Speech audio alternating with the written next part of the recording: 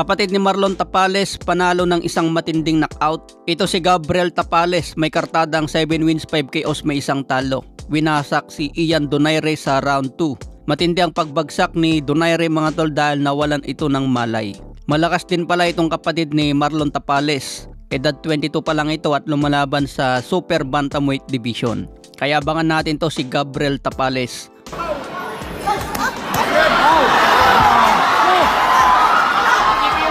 Sa iba pang balita, Marco Antonio Barrera, narito ang mensahe para kay Pacquiao.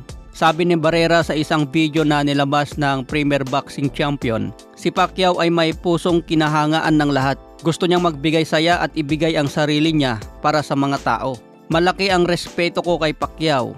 Kung sa tingin niya meron pa siyang lakas, reflex at kakayahan para muling lumaban sa edad na 46, hayaan natin siyang patunayan niya. Walang makakasagot noon kundi ang sarili niya mismo dahil alam niya kung ano pa ang kayang gawin. Sa tingin ko si Barrios ay aktibo at siya ang kasalukuyang champion.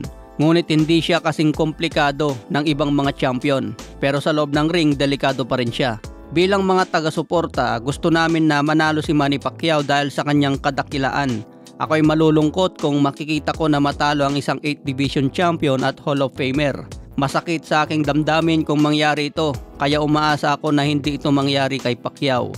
Gusto ko si Manny Pacquiao pa rin ang panalo. Ngunit kung kabaliktaran ang mangyari at si Barrios ang panalo, pinatunayan lang niya na siya ang pinakamagaling. Ayan ang buong pahayag ni Marco Antonio Barrera mga tol.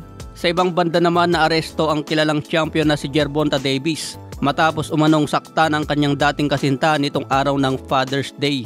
Ayon sa investigasyon, 4 na taon silang nagkaroon ng relasyon at may 2 anak. Base sa salaysay ng babae, dumating si Davis sa kanyang tirahan upang sunduin ang mga anak para sa selebrasyon ng Father's Day. Subalit nauwi umano ang pagtatalo sa kanilang pag-uusap na kalaunay naging marahas. Sinabi ng babae sa mga otoridad na inutusan siya ni Davis na ilabas ang mga bata sa kanyang sasakyan dahil ayaw na raw nitong isama ang mga ito.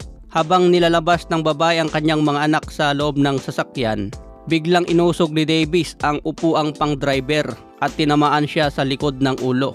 Dagdag pa ng biktima, siya raw ay sinampal ni Davis sa mukha na naging sanhi ng pagkasugat ng kanyang ibabang labi. Kaagad umanong nagpadala ang babae ng mensahe sa kanyang ina. Sinasabing siya ay sinaktan at humihiling ng tulong na lumabas na ito ng bahay. Dahil sa pangyayari, dinampot ngayon ng pulis si Tank Davis. Tingin ko basic lang na problema ito kay Tank Davis. Normal lang na arestuin ka ng pulis dahil may reklamong pananakit. Lalo dyan sa Amerika mga tol, matindi ang kaso dyan. May paparating na laban pa si Tank Davis, rematch kay Lamont Roach ngayong August 16. Okay mga tol, hanggang sa muling updates.